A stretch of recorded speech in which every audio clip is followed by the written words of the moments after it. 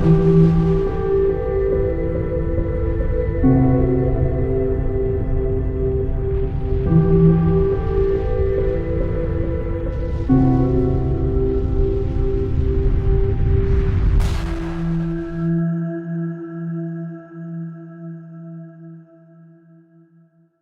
les amis, nous sommes le lundi 14 septembre 2020 et on revient aujourd'hui avec un dossier épineux. Donc je vous avais déjà promis, j'ai fait déjà deux émissions sur la 5G, mais là on va aller plus loin. Comme promis, on va discuter avec maître Arnaud Durand. Salut Arnaud. Bonjour Sylvano. Arnaud, toi, ça fait 3 ans que tu es contre la 5G, tu fais des choses assez extraordinaires contre la 5G et on va découvrir tout ce que tu as fait là récemment, pendant ces 3 ans. Qu'est-ce qui t'est arrivé? Pourquoi tu as eu, en tant qu'avocat, ce déclic oh là là, je vais me méfier de la 5G? Depuis 3 ans, plus précisément, c'est sur les champs électromagnétiques. C'est-à-dire que ce n'est pas uniquement la 5G. Ça a commencé avec l'affaire Linky, notamment, où on s'est retrouvé dans la configuration typique d'un industriel qui a les éléments techniques en main et qui promène tout le monde pour mener à bien son projet, on va dire, de nature commerciale, en essayant de faire croire à tout le monde que c'est pour sauver la Terre, l'humanité et améliorer le monde de demain. Au départ, moi, je travaille sur des dossiers brevets qui sont très techniques. Et dans ce dossier Linky, j'ai reconnu un peu ces techniques habituelles qu'on retrouve en brevet, qui consistent à semer pour l'industriel un grand brouillard et de laisser les juges essayer de deviner ce qui se passe, c'est-à-dire ils ne comprennent rien du tout. Et si en face, il n'y a pas assez de répondants avec la compréhension de ces éléments techniques, eh ben, les parties qui sont l'adversaire de l'industriel ont peu de chances de gagner. C'est pour ça que je suis intervenu en premier lieu sur ce dossier. Et puis après, ça s'est étoffé parce que ces combats contre les champs électromagnétiques, on s'aperçoit que c'est assez global. Nous, on intervient sur le côté notamment vie privée, parce que derrière les champs électromagnétiques, le but à chaque fois, c'est de capter des données chez les gens, sur leur smartphone, sur leur compteur électrique, de savoir à quelle heure ils allument leur lampe de chevet, etc. Mais également, voire encore davantage sur le volet santé. C'est pour ça que ça regroupe différentes thématiques comme la 5G et le Linky, c'est que ces champs électromagnétiques, on a de plus en plus de victimes. Si je m'en tiens aux instances officielles, c'est 5% de la population, c'est l'ANSES qui nous le dit en 2018, pardon. Et on pense qu'il faut un contre-pouvoir, quelque chose qui permet pas simplement d'être une victime toute seule isolée face à un industriel qui pèse des milliards, mais des citoyens conscients du problème, des personnes qui veulent un peu rééquilibrer les choses, se battre à armes égales, et des regroupements de victimes qui veulent agir et se faire entendre en justice. C'est ça que nous, on essaye, non sans peine, d'apporter dans ce dossier. Et donc tu es arrivé à la 5G comme ça? Et donc la 5G, c'est parti d'une pétition qui a été mise en ligne le 25 janvier dernier. C'est un type de pétition un petit peu différent des autres pétitions qui parfois ne donnent rien malgré le grand nombre de signataires. C'est ce qu'on appelle, nous, des pétitions action collective, des PAC, parce que dès qu'on atteint 10 000 personnes, 10 000 signataires, on commence un peu à cogner sur les adversaires. Là, c'était le 23 avril, cette pétition avait déjà ses 10 000 premiers signataires, et on écrivait aux 4 opérateurs qui déploient la 5G, Bouygues, Orange, SFR et Free, pour leur dire, écoutez les gars, là ça suffit, je vous signale que vous êtes déjà en train de commencer à déployer la 5G, il y a les enchères en septembre, mais que l'expertise sanitaire, elle est attendue pour l'année prochaine. Et donc, on sait très bien comment vous fonctionnez. Une fois que c'est déployé, les expertises, elles sont compliquées, on nous dit c'est trop tard, il ne faut pas reculer, etc., etc. Donc, on a proposé finalement ce qui est une demande de moratoire, pour inverser les choses et dire il faut d'abord un consensus scientifique sur l'innocuité de la 5G. Une fois que vous l'aurez, à ce moment-là, vous pourrez déployer. Les opérateurs ont fait un peu la sourde oreille. Alors, il y a Orange qui a dit je ne vois pas de quoi vous parlez, moi je respecte les seuils réglementaires qui, en France, comme dans un certain nombre d'États, sont les plus élevés au monde. Je sais que tu as déjà développé ce sujet dans différentes émissions. Simplement rappeler que ces seuils pris pendant l'entre-deux tours de la présidentielle en 2002, là où l'opinion publique avait d'autres chats à fouetter que la question des champs électromagnétiques, ne protègent que de l'effet thermique. C'est-à-dire qu'on sait que grâce à ces seuils, on est protégé de la cuisson en 20 minutes. On ne va pas comme une patate dans un micro-ondes cuire en 20 minutes grâce à ces seuils. En revanche, ces seuils ne tranchent pas la question de la santé, des effets qu'on dit athermiques, qui sont des effets sanitaires sur lesquels il n'y a aucun consensus, c'est-à-dire plus de 2000 études qui trouvent des effets sanitaires, et puis un certain nombre d'autres études, plus souvent financées par les industriels de la téléphonie, qui, eux, disent je ne trouve pas vraiment d'effet, ou pas suffisamment, ou je doute, et donc c'est toujours la même recette, c'est comme dans le tabac, c'est comme dans l'amiante, c'est la stratégie du doute. J'ai des doutes, moi, industriel, j'ai des doutes, moi, État qui soutient l'industrie, continuons à exposer de plus en plus les gens, et puis, bon, ok, on continue à faire des études, mais on n'arrête pas le soi-disant progrès. Et parmi ces lettres que tu as envoyées aux 4 opérateurs, je pense que tu as une réponse positive de Martin Bouygues, parce qu'il a dit à la télé qu'il voulait reporter le déploiement de la 5G. Alors Martin Bouygues, il a d'autres motivations que la santé, c'est qu'il a du matériel Huawei. Comme vous l'avez peut-être vu en ce moment, le matériel Huawei, ça chauffe un petit peu dans les médias parce que les constructeurs autres que chinois aimeraient bien faire leur place sur la 5G. Il y a des questions bien au-delà du juridique qui sont des questions politiques. Et Martin Bouygues, il a quand même pas mal de matériel Huawei. Donc, il aimerait bien gagner un petit peu de temps. Bon, il a été débouté sur cette question. Mais il ne se préoccupe absolument pas de la question sanitaire, au-delà de, selon ses propres dires, ou de les dires de sa société, du respect des seuils de 2002, donc sur les effets thermiques. Après, il y a l'actualité qui est riche, parce qu'on a par exemple un article d'hier là, que je mets à l'écran, demande de moratoire sur la 5G, le gouvernement accuse les écolos de refuser le progrès. Ces nouveaux maires écolos sont dans une position de refuser le progrès d'une certaine manière.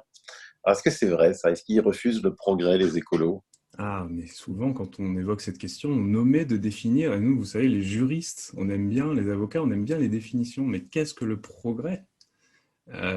C'est un petit peu facile de taxer un adversaire de refuser le progrès dès qu'il y a un projet qui rapporte beaucoup d'euros ou de dollars qui est contesté. Si le progrès, c'est accentuer le monde d'aujourd'hui, celui que nous vend la télévision, je ne suis pas sûr que ce soit un progrès et je ne suis pas sûr qu'il faille foncer vers finalement cette 5G, que ce soit en termes de data, de santé, mais encore d'autres motifs d'ailleurs, que ce sont les pétitionnaires qui nous les ont réclamés. On était parti de 2 motifs au départ, on en est aujourd'hui à 5.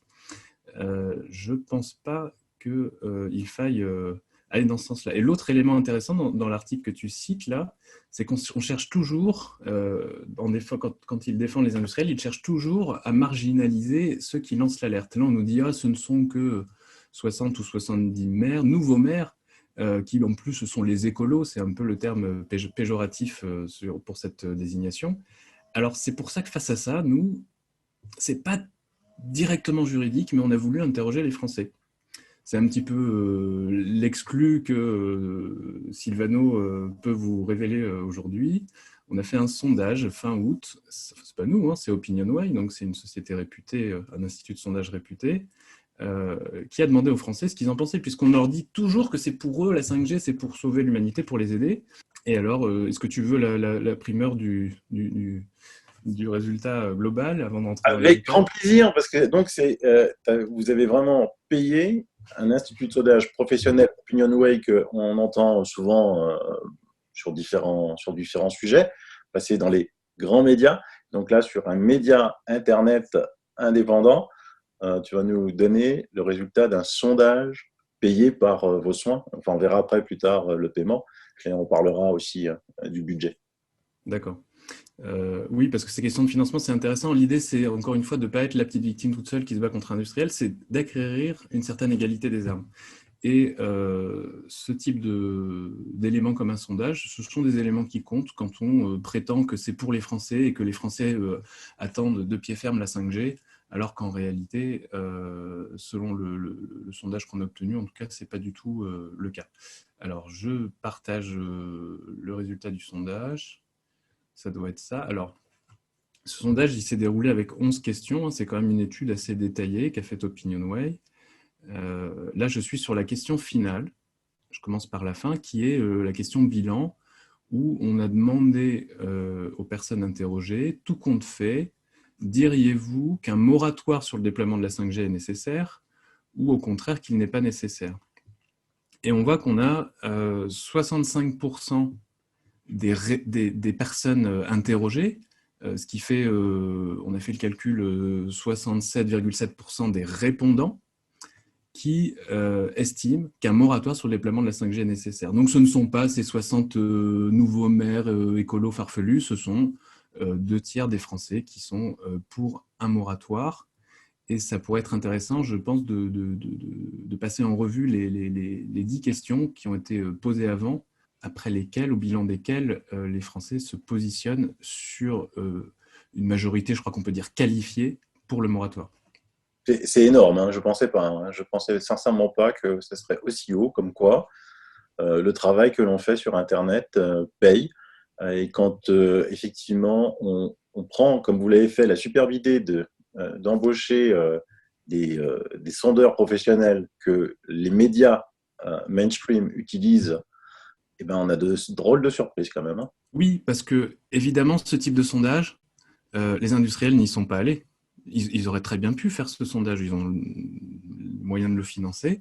Peut-être qu'ils y sont allés, mais quand ils ont vu le résultat. Voilà, peut-être qu'il y a des sondages confidentiels qui ont déjà été faits, puisqu'évidemment tout est mesuré de très près, que ce soit par des véritables sondages ou par des canaux de retour qu'ils ont par de la data, qu'effectivement, il valait mieux pas communiquer là-dessus et puis continuer la propagande sur « mais vous inquiétez pas, c'est fait pour vous », etc., même si vous n'avez pas encore conscience. Donc je vais remonter sur les différentes questions qui ont été posées. C'est une véritable étude qu'ils ont faite, c'est leur métier, et on voit qu'il y a des éléments assez intéressants. Alors je vais remonter sur le... À chaque fois, les gens disaient s'ils étaient surtout pas d'accord, d'accord ou très d'accord. Et donc si on fait le récapitulatif de tous ceux qui sont soit d'accord, soit tout à fait d'accord, on peut prendre les différentes questions et on apprend que je vais les faire dans l'ordre très simplement. Je préférerais qu'on priorise l'accès à la fibre dans toute la France plutôt que le déploiement de la 5G. Alors, j'espère que ce sera entendu parce que c'est quand même 85% des Français qui ont cette opinion. J'aimerais préciser aussi, ça c'est l'analyste d'OpinionWay qui nous l'a dit, il nous a expliqué que dans ces résultats, là, les résultats plus compliqués qu'il y a à droite, c'est qu'il y avait une uniformité assez impressionnante dans les différentes couches de la population. Je n'ai pas les compétences pour observer ça sur ces chiffres-là. Il nous a dit que par rapport à un certain nombre de sondages classiques, où il y a souvent un peu une stratification par couche de la population, que ce soit par tranche d'âge ou par sexe, ou par région, qu'en l'occurrence, il y avait quand même une assez bonne uniformité. Mais on le voit tout de suite, là, hein, 18-24 ans jusqu'à 50-64 ans, 65 ans et plus, Oui. 82, 83, 85, 85, 87, c'est très uniforme. Hein. Tout à fait, ouais. Les femmes sont toujours beaucoup plus éveillées que les hommes, ça je le remarque encore, hein, par contre. Ensuite, il faudrait d'abord faire les études sanitaires nécessaires pour combler le manque de données sur les effets de la 5G. C'est un peu tautologique, hein, mais comme c'est exactement le contraire qui est en train de se passer, puisque je vous signale ou rappelle que le gouvernement, avec l'ARCEP, organise les études, les enchères sur le déploiement de la 5G, c'est-à-dire que l'État compte embaucher 2,1 milliards d'euros selon des enchères qui vont se dérouler à partir du 29 septembre, avant le rendu des études sanitaires. Non seulement les études qui sont attendues de la part de l'ANSES, qui a compétence pour se faire d'un point de vue institutionnel, qui n'arriveront que début 2021, mais en plus, j'irai plus loin, qu'il existe enfin un consensus sur cette question-là. Parce que dans une émission précédente organisée par Sylvano sur ce thème, avec un autre invité, on a vu que ce spectre de champs électromagnétiques qui pose des questions sanitaires, avec la 5G, il va être beaucoup plus saturé, il va être entièrement rempli de champs électromagnétiques, puisque lorsqu'on active la 5G, on ne désactive pas encore la 2, la 3 ou la 4G, et que donc il s'agit d'exposer encore plus les personnes à des champs électromagnétiques, alors qu'effectivement, il faudrait peut-être faire d'abord les études sanitaires, plutôt que de se retrouver dans les mêmes combats que tabac ou amiante. S'il fallait-il le marteler, les études sur les effets sanitaires n'ont une utilité que si elles sont réalisées avant le déploiement de la 5G, et donc ces deux questions-là donnent respectivement 82% et 78%. Ensuite, la 5G va coûter cher aux Français alors qu'elle bénéficiera principalement aux industriels. Je pense qu'on a posé cette question parce que c'est intéressant de voir si les gens s'en rendent compte. les 4 opérateurs ont commencé des campagnes. Il y en a même un qui a vendu des forfaits 5G avant même que la 5G soit déployée et disponible à ses abonnés. Il a vendu des forfaits 5G plus chers qui incluaient la 5G des disponibilités. On nous dit c'est pour vous, c'est pour pouvoir communiquer avec votre famille, etc. etc. Non, je crois que les sondés, en tout cas, ont compris que c'était une stratégie industrielle pour créer un nouveau marché et des nouveaux flux de finances qui vont, sur un terrain de jeu qui nous dépasse tous, s'échanger. Il y a effectivement du coup 77% des Français qui trouvent que les controverses en cause vont compliquer son déploiement, qu'elle représente la 5G un risque environnemental en raison de l'augmentation de la consommation d'électricité qu'elle induit. Parce que là, c'est encore un leitmotiv des industriels, c'est de dire, mais vous inquiétez pas, la 5G consomme moins que la 4G. Ah bon? Alors, il précise, il y a la petite astérisque et le retour à la ligne, tout en fin de document, à volume de données constant. C'est-à-dire que pour échanger le même volume de données, oui, vous allez consommer un petit peu moins, puisque la 5G, elle est directionnelle, et parce qu'elle exploite, d'un point de vue technique, plus efficacement le spectre des fréquences. Mais ce qu'omettent de préciser les industriels, c'est que le but de la 5G, c'est de faire exploser le trafic. Donc évidemment, on va non seulement de ce fait avoir une augmentation très importante de la consommation, mais en plus, indirectement, le but étant de passer d'une capacité, je crois, de 10 000 objets connectés par kilomètre carré à 1 million, par la consommation induite dans tous ces appareils électriques, on va évidemment énormément augmenter la consommation électrique. Il y a 76% des Français, donc un peu plus des 3/4, qui estiment que la vitesse 4G, ça suffit. Donc, c'est pareil, hein, le storytelling de dire c'est pour que vous puissiez, comme le dit mon collègue Christophe Legvac, regarder des vidéos de petits chats en 2 secondes et demie au lieu de 3 secondes et demie. Bon, il y a très peu de Français qui ont été convaincus par cet argumentaire-là. Il y a également près de 3/4 des Français qui ont conscience du risque environnemental à cause des extractions minières. C'est un sujet complexe. On ne l'avait pas mis dans la pétition d'origine, celle qui aujourd'hui regroupe près de 60 000 personnes. C'est les pétitionnaires en fait, qui nous ont demandé de l'ajouter, parce qu'aujourd'hui, il existe des fondements en droit qui permettent de travailler ce point-là.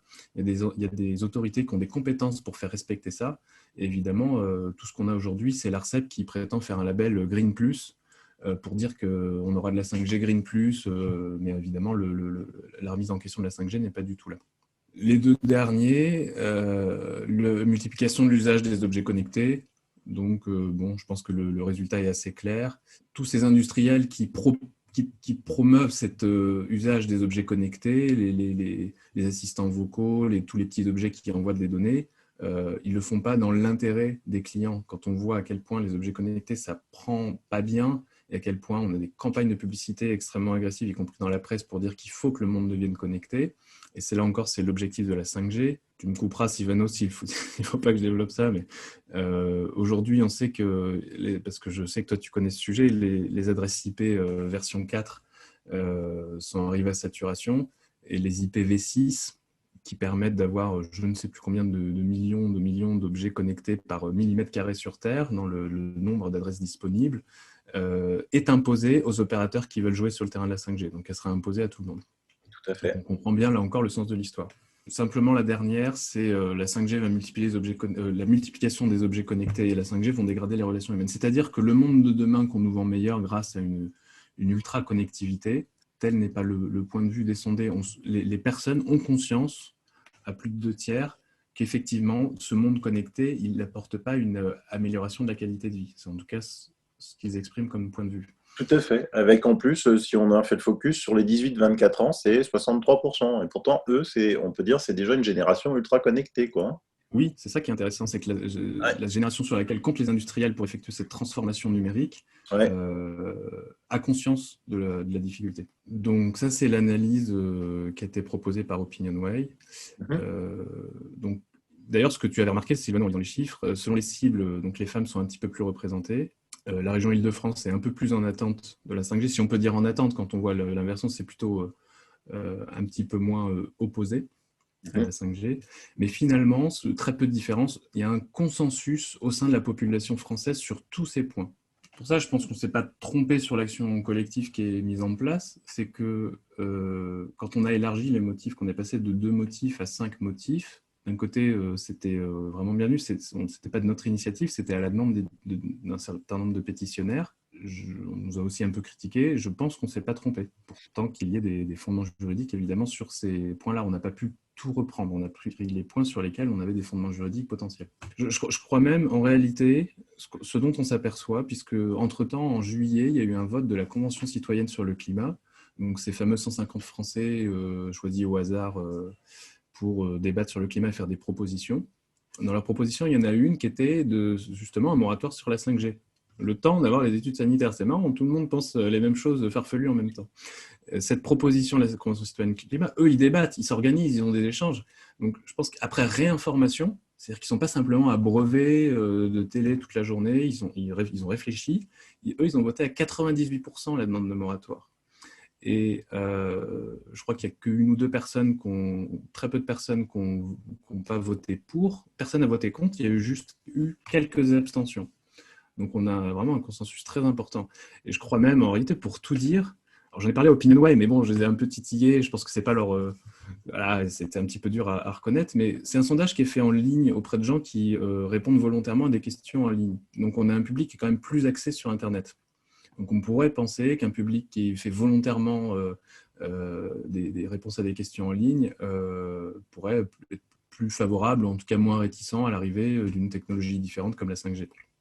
Donc s'il y a éventuellement un biais, il est que pour causer à la hausse ce pourcentage, c'est-à-dire de dire que ce n'est pas 2 tiers des Français, mais c'est quelque chose entre 2 tiers et 98% des citoyens de la Convention climat qui, eux, ont réfléchi et discuté. Et donc, vous avez lancé une action environnement, action collective Stop 5G. Hein.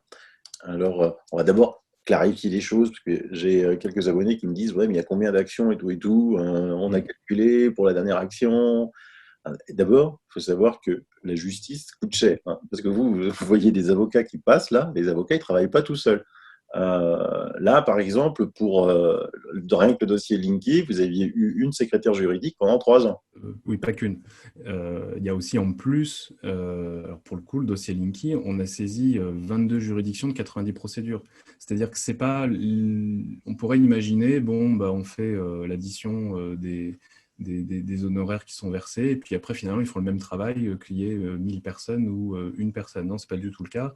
Dans Linky, c'était des dossiers individuels regroupés dans une même assignation, c'est-à-dire que les gens n'avaient pas chacun à payer l'huissier, à ressaisir un avocat, etc. C'est simplement comme si c'était plusieurs voisins qui choisissaient un même avocat, mais chacun avec des pièces différentes, des dossiers à analyser.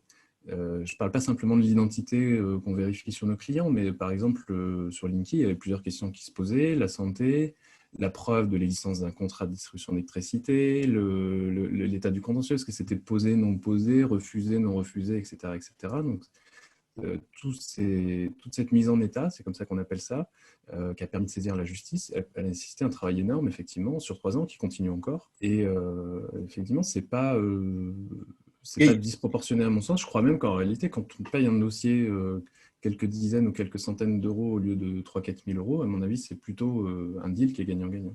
Non, mais ce qu'il faut bien comprendre, c'est que vous voyez passer Maître Manin, Christophe Lecvaques, vous voyez passer Arnaud, vous faites les sommes et vous dites ah ben, chacun va gagner 3 milliards d'euros. C'est pas comme ça que ça marche, hein. C'est des équipes, hein. Ils ne travaillent pas tout seuls, ils passent tout seuls sur mon antenne, mais ils ne sont pas tout seuls. Donc une secrétaire juridique, je ne sais pas, mais bon an mal an, je suis aussi chef d'entreprise, entre le salaire, les charges et les frais, ça doit être tourné autour de 120 000. Pour 3 ans, ça atteint quasiment les 100 000. Ouais. Ouais, c'est ça, oui, pour les 3 ans, oui, bien sûr. Donc, vous voyez, ça va très, très vite. Et après, il y a un autre élément qui peut être intéressant. Encore une fois, c'était l'idée qu'on ne veut pas être défendu comme si on était tout seul. C'est très bien d'être défendu tout seul, notamment quand on a une situation particulière. Nous, on refuse beaucoup de dossiers où la personne a une situation très spécifique qui ne rentre pas dans la catégorie juridique qu'on défend dans le cadre d'action collective. C'est-à-dire c'est comme dit Christophe Lecvaques, c'est le côté singulier pluriel. On prend en compte les singularités, mais jusqu'à un certain seuil. Si à un moment donné, on estime que l'histoire de la personne ou les caractéristiques importantes de son dossier qui serait à faire valoir devant le juge sont trop importantes, on la refuse, on la rembourse dans le cadre du dossier action collective. Mais au-delà, pour les personnes qui, elles, sont défendues ensemble, en fait, en réalité, ça vient de ma formation. J'ai été formé un peu par les méchants, tu sais, dans le dans le monde du droit, souvent, on dit qu'il y a les petits cabinets d'avocats qui luttent pour les grandes causes, et puis les grands cabinets d'avocats, souvent anglo-saxons, qui défendent les industriels. Et ça vient d'ailleurs d'un cabinet qui s'appelle Hogan Lovells, où il est pratiqué une stratégie qui s'appelle le big mess. C'est notoire, hein, c'est pas un secret. Ça consiste à épuiser un adversaire. C'est pour ça qu'on a des fois des victimes, quand elles se défendent toutes seules, qui se retrouvent dans cette situation-là. Épuiser un adversaire avec une sorte de voie de recours, à mettre le bazar, littéralement, hein, le big mess, le grand bazar, en jouant sur la procédure, sur la complexité, en rendant la tâche difficile, emporter l'ensemble des procès ou se défendre bon an, mal an et perdre le moins de choses possible, limiter la casse. Et là, en réalité, l'idée de ces actions collectives, ça a commencé avec l'affaire Linky où on a saisi ces 22 juridictions, c'est de ne pas tout miser sur un seul procès qui, en one shot, ce serait qui tout double. C'est d'épuiser les adversaires et surtout de les pousser dans leur retranchement. On sait que sur la 5G, on vient de le voir avec le sondage, on sait qu'ils pipotent beaucoup les adversaires. On sait que c'est très fragile le déploiement de la 5G, qu'il n'y a pas grand-chose derrière en réalité. Il n'y a pas grand-chose, il y a des flux financiers énormes, mais d'un point de vue des faits, d'un point de vue de la réalité de la protection sanitaire des personnes, d'un point de vue du respect de la vie privée, face à ces flux de données monstrueux qui vont arriver, d'un point de vue de la réalité de leur motivation, c'est-à-dire ils ne veulent pas du tout rendre la médecine accessible via un procédé de télémédecine, ils veulent faire du business notamment sur les voitures connectées, c'est-à-dire en simple licencier tous les chauffeurs Uber et avoir des voitures connectées louées le plus cher possible et qui vont amener les gens à des destinations qui seront également issues d'Internet. Et en réalité, on est en train de numériser le monde pour pouvoir le mieux le manipuler quand on est un industriel et qu'on a des intérêts économiques particuliers. Et bien toute cette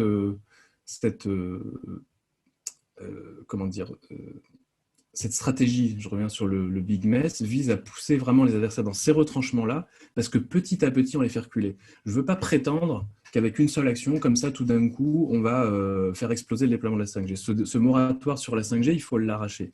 Il faut qu'il y ait un consensus, il faut que tout le monde s'y mette.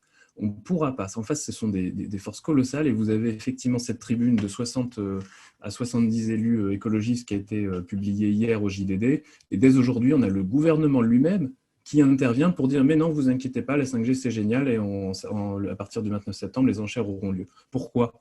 Parce qu'il a peur que le montant des enchères baisse, il y a moins de confiance sur la 5G. Parce que je vous rappelle encore une fois que l'État compte empocher minimum, avec ses enchères, 2,1 milliards d'euros. Donc évidemment, on est sur un rôle qui est complètement partial. Et là encore, ces financements d'action, ça vise un petit peu à entrer dans la cour des grands et à se défendre à armes égales. Tout à fait, tout à fait. Et pour vous expliquer un petit peu le big mess, c'est un peu ce qui se passe quand vous apprenez par l'actualité qu'un homme politique, 20 ans plus tard, finalement, son procès va arriver. Vous dites « Ah tiens, il est encore vivant, lui ». C'est à peu près ça, parce qu'on épuise l'adversaire sur la durée et ça marche bien. Et quand vous êtes tout seul, c'est impossible. C'est pour ça qu'il faut être nombreux et c'est pour ça que ça coûte cher. En plus, la 5G, pour vous dire, par exemple, Amazon vient de recruter l'ex-directeur de la NSA. Je ne sais pas si vous savez ce que c'est la NSA. Vous regarderez dans Google ce que c'est la NSA pour rentrer dans le conseil d'administration de Amazon. Vous êtes content, vous achetez Alexa, c'est pas cher chez vous. Il recueille des données et de nombreuses données sur tout ce que vous faites à la maison. Il faut savoir aujourd'hui qu'un des métiers qui est le plus payé aux US, c'est pas encore en Europe, c'est analyste des data.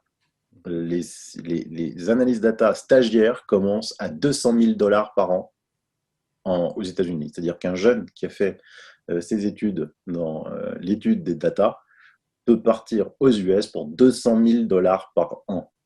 Premier job. Il a sa carte verte, ne vous inquiétez pas, il n'y a aucun souci là-dessus. Donc, quand c'est gratuit, le produit, c'est vous, souvenez-vous-en.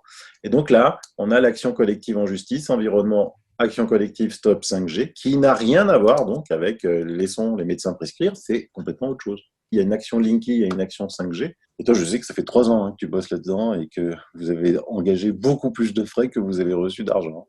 Oui, sur Linky, sur le référé, pour le coup, c'est beaucoup moins viable que certains l'avaient prédit. Mais après, on a un petit peu aussi, je suis transparent, on a un peu essuyé les plates sur les actions collectives. On a un petit peu été les premiers à lancer ça en France, à réussir à vraiment faire des grosses class actions. Et forcément, les premiers projets, c'est les plus difficiles. Sur la 5G, on ne va pas demander, comme on l'a fait dans Linky, à peu près la même chose devant des juridictions locales différentes. Ce sont carrément des moyens procéduraux différents qui sont mis en œuvre. C'est pour ça qu'il y a 4 actions qui ont été conçues. On peut les lire là. Hein. La procédure d'enquête, action intentée pour obtenir des preuves sur des faits sous-jacents au déploiement de la 5G. Une procédure administrative, recours devant le juge administratif à l'encontre de dispositions relatives et favorables directement ou indirectement au déploiement de la 5G. Une procédure judiciaire, action judiciaire intentée contre les 4 principaux opérateurs commercialisant la 5G. Et une procédure devant la Cour européenne des droits de l'homme contre le déploiement de la 5G. On peut d'ailleurs anticiper un peu le SAV, si j'ose dire, que tu as pu avoir sur d'autres actions.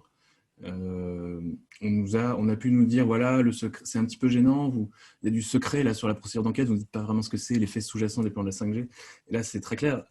Si on vous le dit maintenant, ils sont plus secrets et il y a un risque important que ce qu'on appelle des nettoyages, c'est-à-dire que les adversaires potentiellement concernés fassent intervenir des spécialistes. C'est un métier, hein, des conseils qui vont être spécialisés dans le nettoyage et éviter que les preuves des faits sous-jacents au déploiement de la 5G, évidemment, on parle de faits qui sont potentiellement illicites, soient repérés et obtenus dans le cadre de ces actions-là.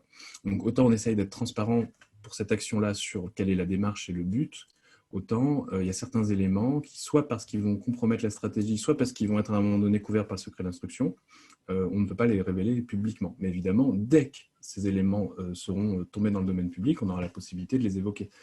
Ce n'est pas notre objectif que de faire de la 5G quelque chose de secret. Ça, c'est celui des industriels, sur la réalité du déploiement. Je vous donne un exemple. On a découvert que les opérateurs de téléphonie, un certain nombre d'entre eux, avaient commencé à déployer la 5G.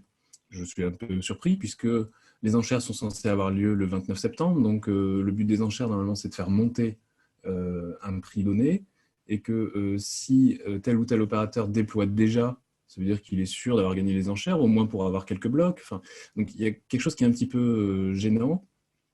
Et c'est le genre d'éléments sur lesquels, évidemment, les opérateurs ne vont pas communiquer allègrement au grand public pour leur dire « Regardez, nous, en fait, finalement, quel que soit le résultat des études sanitaires ou des enchères, on est déjà en train de déployer la 5G, donc on s'assied un petit peu sur les instances à venir. » Tout à fait. Et moi, je confirme, hein, parce que pendant le mois d'avril, là, pendant le confinement, j'ai des abonnés qui m'ont écrit en disant « Regarde, Sylvano, ils sont en train de déployer la 5G en me faisant des vidéos. » Je dis « Bah non, attends, c'est pas possible, puisque l'ARCEP vient de décaler, à cause du Covid, l'appel d'offres. C'est pas possible. » Ah mais si, regarde, je t'envoie des vidéos. Et effectivement, c'était du matériel 5G, quoi. Donc, je me renseigne, c'est des amis très bien informés qui me disent « Ah bah oui, l'ARCEP a lâché comme ça, sous le tapis, 10%. » Je dis, comment ils ont lâché sous le tapis 10%? Ah ben oui, pour qu'ils déploient de la 5G. Donc là, j'ai rien compris. L'ARCEP elle-même, puisque ça a été controversé évidemment, hein, que la 5G était déployée depuis début 2020, l'ARCEP elle-même a trouvé un petit peu une ellipse que vous pourrez trouver. Il suffit de trouver leur foire aux questions sur l'ARCEP, arcep.fr. C'est quelque chose qui se veut très ouvert. Hein. On a déjà expliqué à nos propres abonnés la posture qui était celle de l'ARCEP, c'était parlons 5G, toutes vos questions, nous on est transparents, etc. Essayer un petit peu de rattraper le coup sur ce pré-déploiement de la 5G en disant que non, ne vous inquiétez pas, il n'y avait pas eu de soucis là-dessus, il n'y avait pas eu de pré-déploiement, mais que des opérateurs avaient pu déployer du matériel compatible 5G. Ouf, la mise est sauve. Les opérateurs n'ont fait que déployer du matériel compatible, donc en fait ils sont dans le cadre réglementaire actuel, mais ce n'est que plus tard que par la magie du logiciel, ce matériel deviendra un matériel 5G. Alors qu'on sait, et c'est là aussi où c'est contradictoire avec le discours des opérateurs, c'est que le matériel soi-disant compatible 5G, il est fondamentalement différent, puisque notamment il est directionnel. Tout à fait. Et donc là, si vous avez envie de participer donc, à cette action collective Stop 5G, pour ces 4 actions collectives, c'est toujours pareil, hein, Arnaud, c'est un abonnement de soutien à 3,50 € par mois, c'est ça? Oui, pendant un an. Ça permet d'avoir, alors il y a à peu près 3000 personnes qui ont commencé à s'inscrire. On a fait un système de paliers, puisque on essaye aussi d'être transparent sur les financements des actions. C'est-à-dire que quand on dit qu'il y a 4 actions et que chaque action, ça coûte de l'argent, on ne veut pas à la fois bloquer le lancement de la première action s'il n'y a pas assez de personnes. Donc là, il y a eu 2500 personnes et la procédure d'enquête va bientôt être lancée. Et les paliers suivants, ces 2500 personnes, vont permettre, au fur et à mesure qu'ils seraient atteints, de lancer indépendamment, je dirais, même si c'est un package d'actions qui est coordonné, chaque action, chaque strate supplémentaire. Donc, dès qu'on sera à 5000 contributions, on pourra lancer la procédure administrative, il y aura de quoi la financer. La procédure judiciaire qui est plus lourde, ce sera à 7500. Et enfin, la procédure CEDH, alors là-dessus, je précise, on anticipe un tout petit peu pour la procédure CEDH, mais on a un petit peu l'habitude de comment ça se passe sur ces questions de procès équitable. Et donc, on veut réserver cette possibilité de saisir la CEDH compte tenu des différents éléments qui vont pouvoir intervenir dans les procès. Et ça, c'est dès qu'on aurait 10 000 contributions. À ce moment-là, effectivement, on peut lancer l'ensemble des actions. L'ensemble des actions a été lancé et on a un début de stratégie de Big Mex, un début de stratégie à hauteur de ce que font les industriels pour se défendre du déploiement de la 5G. Je vous rappelle ce qu'a dit Arnaud, plus il y a de monde, plus il y a du poids, mais plus ça coûte cher. Moi, j'étais dans un procès privé parce que j'étais pour diffamation. Voilà, j'étais au tribunal pour diffamation, mais on était deux en fait. Donc, mon ami m'a dit on prend le même avocat. Mais l'avocat, il a dû faire deux procédures sur ce que lui a dit et sur ce que moi j'ai dit. C'est 2 fois le travail, les pièces d'identité, tout. C'est pas, tiens, je vais faire un package. Si ça coûte 10 000, c'est 5 000 chacun. Non, non, non, ça marche pas comme ça. C'est chacun, c'est individuel en fonction du travail qu'il y a à faire, en fonction de ce qu'il a dit. C'est une analyse pour un et une analyse pour l'autre, même s'il y a un avocat. C'est pas parce qu'on était deux qu'on a payé qu'une fois l'avocat. Oui, et pour autant, pour compléter ce que tu dis, on veut réserver et on réserve la possibilité aux gens de ne pas participer ou de participer. Il y en a qui souhaitent effectivement devenir partie à la procédure et elles y ont droit à partir du moment où elles ont contribué, mais certaines souhaitent juste être là pour la cause, financer aussi d'autres choses parce que derrière les actions, je dirais même en premier, on produit des gazettes de réinformation pour dénoncer tous ces faits-là. Quand je vous dis que l'ARCEP désinforme sur tel ou tel point, ou qu'au contraire, elle reconnaît sans le vouloir le prédéploiement de la 5G, ou que l'ARCEP, bizarrement, elle aurait une compétence sanitaire qui lui aurait été attribuée dont elle n'a que faire, etc., etc. Derrière, il y a énormément de travail. Et en finançant ce travail-là, on peut commencer une entreprise de réinformation. Et ça permet aussi de financer des éléments comme le sondage. C'est-à-dire qu'on veut jouer dans la cour des grands, il faut s'armer comme un grand. Et le type de sondage, on verra bien quel impact il a, mais c'est un des éléments qui permet aussi de rétablir un petit peu cette à nouveau égalité des armes. Pas simplement sur le terrain juridique, mais sur le terrain de l'information aussi. C'est énorme, parce que vous voyez, un sondage comme ça, professionnel, qui est dévoilé, en écoutant le gouvernement, on pourrait penser que tous les Français sont pour la 5G et que y a juste les écolos qui sont un petit peu rétrogrades, alors qu'on s'aperçoit que non, et même les jeunes sont inquiets du déploiement de la 5G.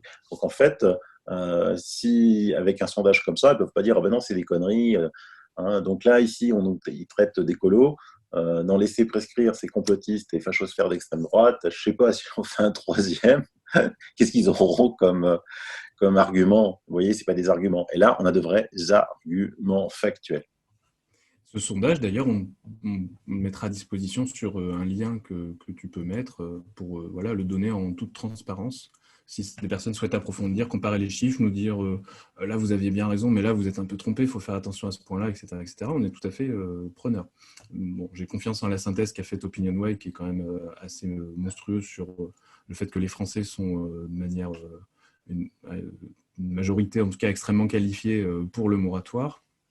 Mais évidemment, tous les points de détail, tous les éléments qui ressortent de ces chiffres, pour les personnes qui savent les faire parler, pas les data scientists d'Amazon alors qu'ils vont travailler aux États-Unis, mais ceux qui veulent un petit peu travailler de l'autre côté aussi, puisque au fur et à mesure que ce modèle d'action collective va se développer, on va pouvoir utiliser, on ne veut pas se battre avec des chiffons, on veut se battre avec des armes qui sont à hauteur de celles des adversaires. On va pouvoir, nous, avoir des data scientists qui vont nous aider, c'est un exemple, pardon de mettre les pieds dans le plat, mais qui vont nous aider à faire ce travail, contraire de celui que font les lobbyistes pro-industriels. Eh bien, super. Donc voilà, si vous voulez vous engager, je vous mets dans les liens l'action MySmartCab sur l'action collective contre la 5G. Il y a à ce jour 2975 contributions. On verra si ça augmente. Grâce à cette émission et cette présentation, Arnaud, merci beaucoup. Moi, je sais que Arnaud est un passionné. Ça fait 3 ans, il s'est pris octroyer une fois des petites vacances sur Linky, sur 5G, sur la liberté de prescrire. C'est un vrai de vrai, je peux vous le dire. C'est gentil. C'était une confidence, mais bon, ok, très bien. Il n'y a pas de problème. C'est vrai, on n'a pas pris de congé, et moi notamment, pendant 3 ans. Là, on a pris un petit peu fin août, jusqu'au début septembre. Et on est reparti, on est d'aplomb pour ces combats qui, croyez-moi, nous sollicitent beaucoup et nécessitent qu'on puisse avoir des outils solides pour s'attaquer à ces industries-là. Eh ben, écoute, oui, prenez des forces. Et puis, parce que les combats, là, ils vont être chauds patates. Et là aussi, pour parler du combat de la procédure secrète dont on ne vous parle pas, on ne peut pas vous en parler parce qu'elle est en instruction. Là, Voilà. tu évoques sur le droit de soigner, d'être Oui, soigné. oui. Parce que souvent, on me dit, la procédure secrète, ne vous inquiétez pas. Le jour où on pourra révéler le boulot qu'il y a derrière cette procédure secrète, vous allez tomber de votre chaise, moi, je vous le dis. Voilà. Arnaud, merci. Tu passes quand tu veux. Merci à toi. À bientôt. À bientôt. Bye bye.